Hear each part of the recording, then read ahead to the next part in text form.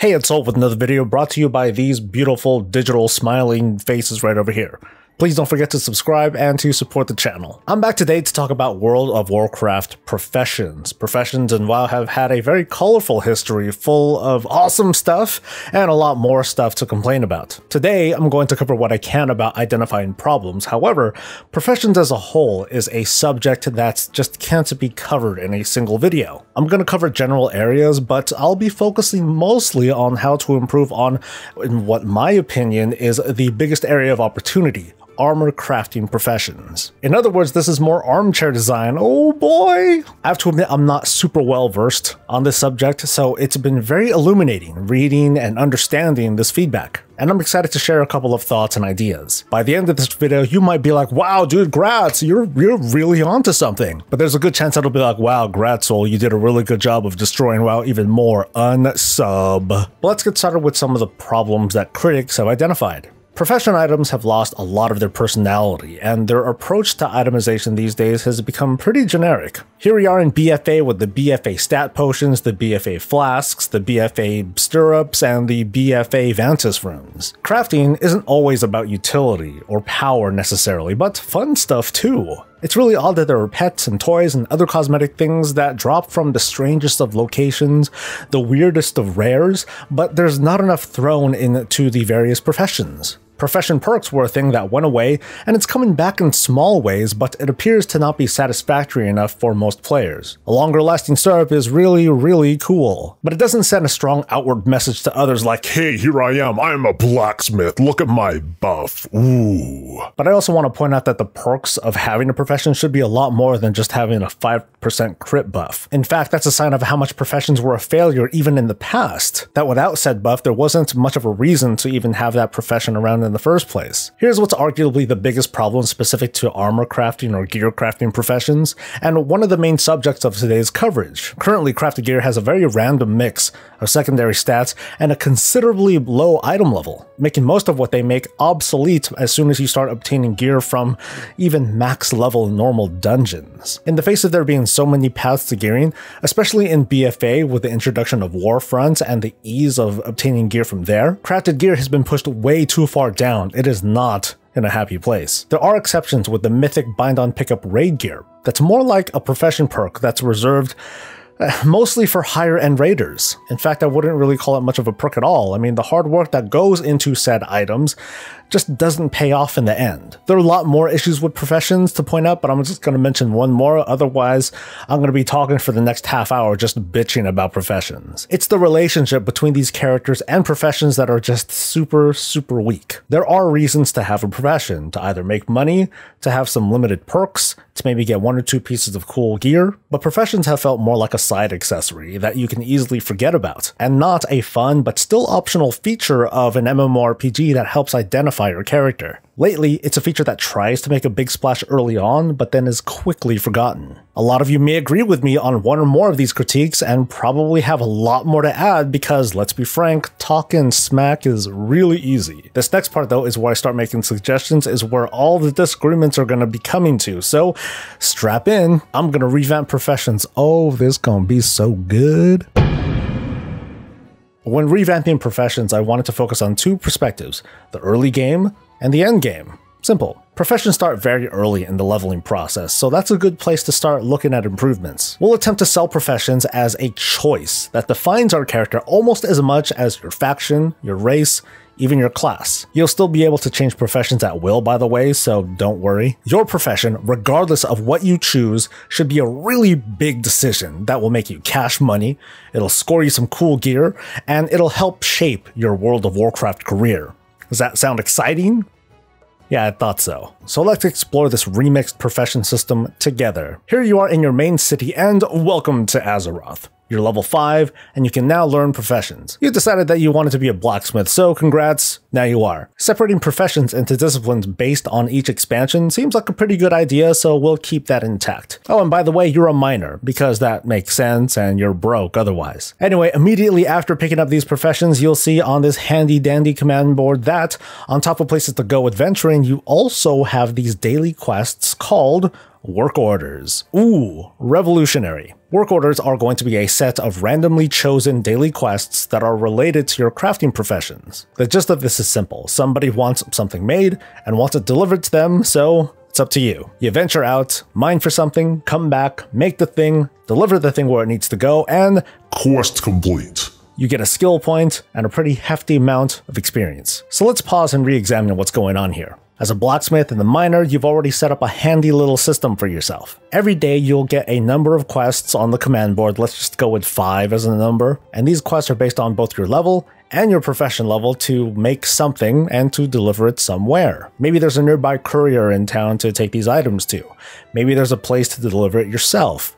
Maybe it's in a really stupid location. The point is that these dailies are meant to give a small but a very meaningful sense that you are wanted for your expertise. And it means you can level strictly from the practice of your professions. You are going to go out into the world gathering materials to deliver your crafted goods. Because you have both a gathering and a crafting profession, maybe you'll get bonus experience when completing these daily quests and mining or picking herbs or whatever. But what about dual crafters? As a dual crafter, naturally, since you have 2 of these crafting professions, I imagine you should get twice the number of dailies. Meanwhile, gatherers aren't quite as tied to the city. They're constantly out in the world picking stuff. So while they're not going to get any dailies at all, maybe they'll just get even more bonus experience from picking herbs since they're classed as a double gatherer. But if crafting is all you want to do, you don't want to do any quests or dungeons or anything like that, you can. On top of the dailies, there's going to be a certain repeatable quest that will constantly ask for stuff, and you can do this perpetually. These kinds of quests won't give you any skill points, and they're going to give you a much smaller bit of experience than the dailies would, but it's still something. The whole point, once again, is that your character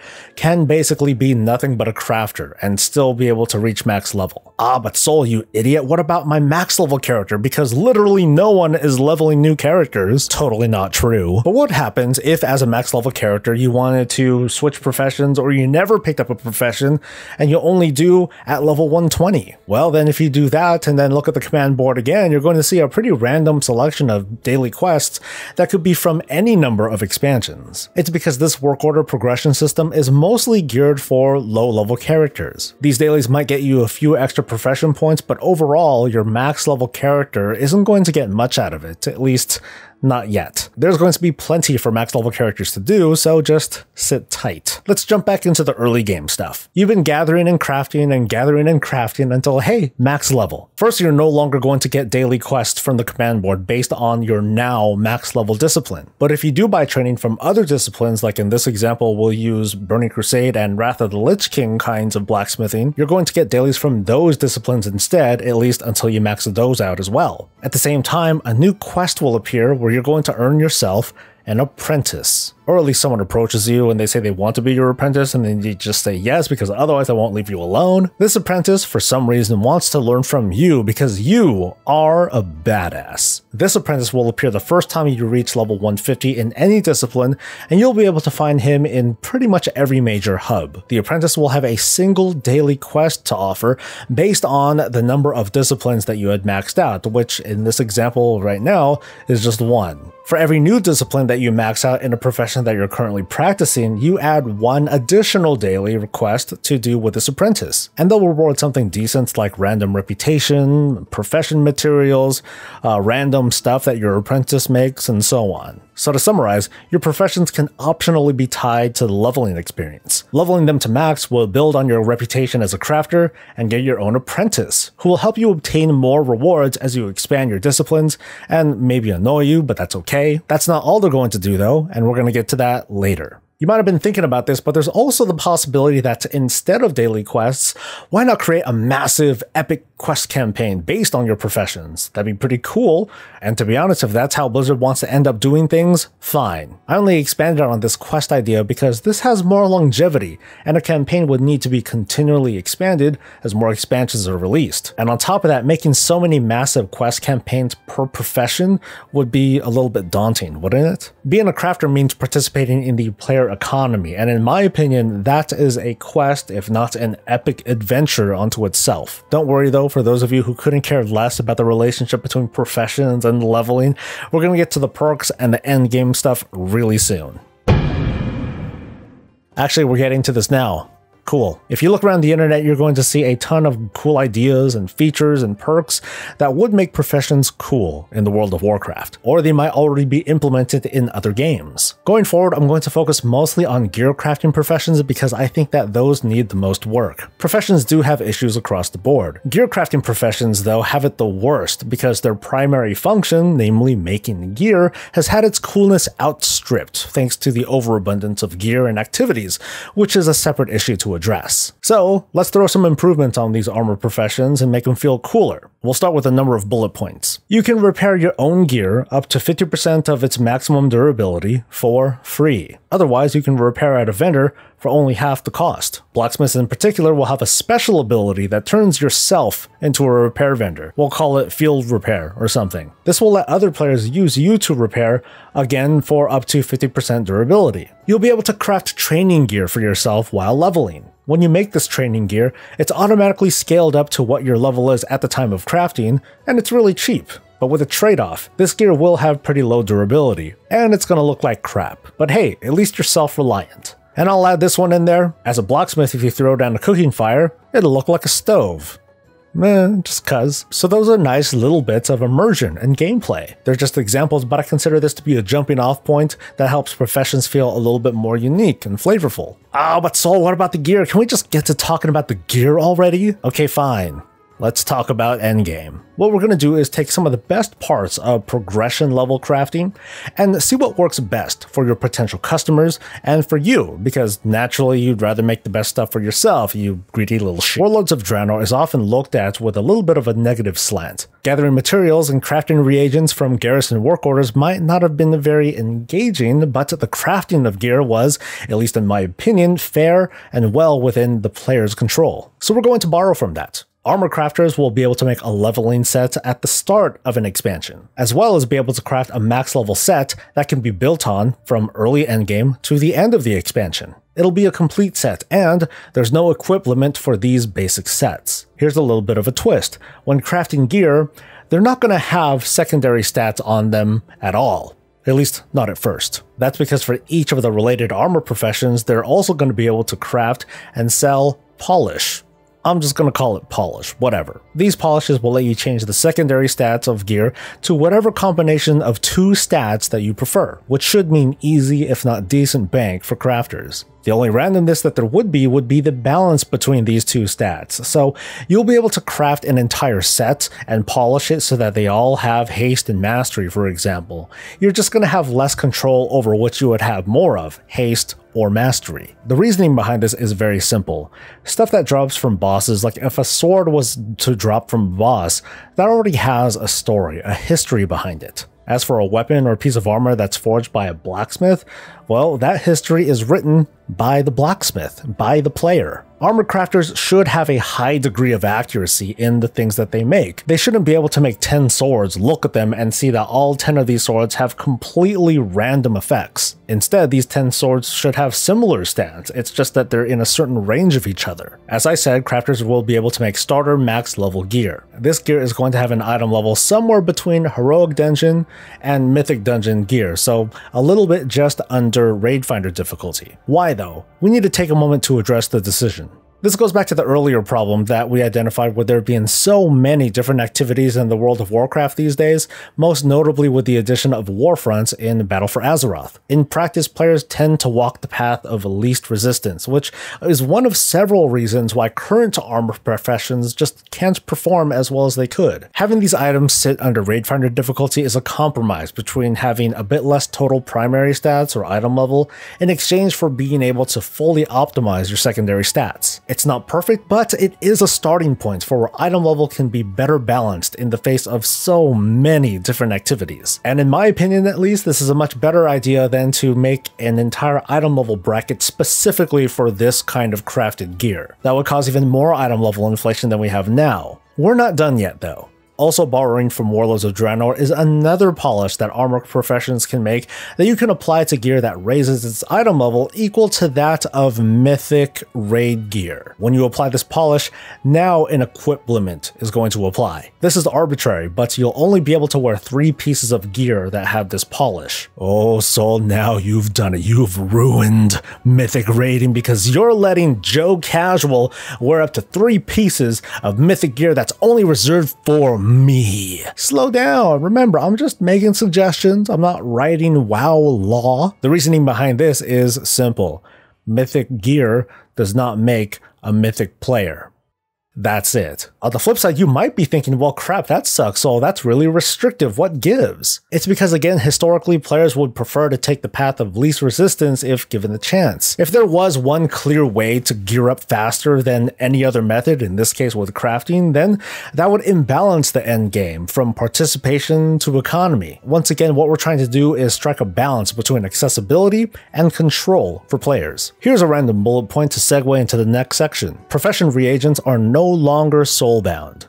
Hey, how about that? Pacing the rate for gear, especially for high-end gear to become available, is critical to balancing the early endgame. Making resources too accessible will risk overshadowing other content. Making it too restricted is battle for Azeroth. So I'm going to talk about the economy at a high level, what I'd like the economy to be, without going into too many details, because I know that if I tried, you would dismantle this whole thing and focus on the numbers, and I get it. Basically, early game gear should be pretty accessible to make. The stat polish, same thing. Item level polish though, that's going to need to be reined in a little bit. Given that reagents will now be tradable, that supply needs some sort of control, because it's really powerful stuff. This is a big boost to your gear, despite there being an equip limit. So this will be paced with what I feel has worked best for the World of Warcraft, long cooldowns for profession materials. Remember the apprentice that I mentioned earlier? Maybe he'll facilitate getting those items for you. So the supply of these items is going to be dependent on how many crafters have max level crafting and can start generating these resources. This is just one example though, it can be done any number of ways. This method is similar to still popular items like the Sky Golem and the Thunderforged weapons from Mist of Pandaria. Those are made with a number of reagents that require many days worth of cooldowns to create. But unlike MOP, these reagents will not be soulbound, making their accessibility unlike Obliterum in Legion, which was freely tradable. This also makes reagents that drop only from raids or dungeons not that big of a deal, because like in the past, these items too can be made tradable. Thus, the crafting economy will be very open, limited only by how many characters and alts are using their daily cooldowns to supply the market. This comes with obvious risks, depending on if your realm is full of money-grubbing jerks, but after dealing with soulbound items in professions for this long, why not change it up? Yeah, that's my reasoning. Let's just try it. We're loosening up the possession rules of crafting reagents, and instead we're controlling the supply flow. That's what we're trying to do here. So if you've gotten this far, I bet you're still not satisfied with how the Profession Remix is going so far, and I don't blame you. I didn't save the best for last, but I got one more thing, and it might be a little interesting. I introduced to you Profession Mastery. Really cool name. Yeah, Profession Mastery is available once you max out a number of disciplines in your profession, including the one from the current expansion whenever this feature is introduced. So let's pretend that after maxing out 5 expansions worth of blacksmithing, including Battle for Azeroth, ta-da, you can now become a master. Something cool is going to happen. Maybe it's a quest or a cutscene or something that tells you, hey, you made a lot of crap. You are now a master of your profession, congratulations. And from here, you may now bestow the ultra-exclusive title of Profession Master onto your character. And it's special, unique, super unique, like, oh my god, this is really awesome, because once you make, for example, your blacksmith into a blacksmith master, none of your other characters can have this title across your entire account. That's right, there can be only one. Per profession at least. So, if you have one character that's both a blacksmith and an engineer, you can make them masters of both if you want, it's just that no one else can. So what does it mean to be a master? It basically means you get access to some cool shit. Here is where Blizzard's R team is going to have to get off their butts and really put their backs into it. Every non-gathering profession is going to have certain recipes that can only be unlocked if your discipline is at max level and your character is selected to be a master at that profession. As to what they could make, I don't know what they should be. I mean, maybe it can be a badass looking weapon, maybe a backpack, a cosmetic backpack that you can wear, a mount, an entire armor ensemble. I don't know. Maybe they could be heirlooms.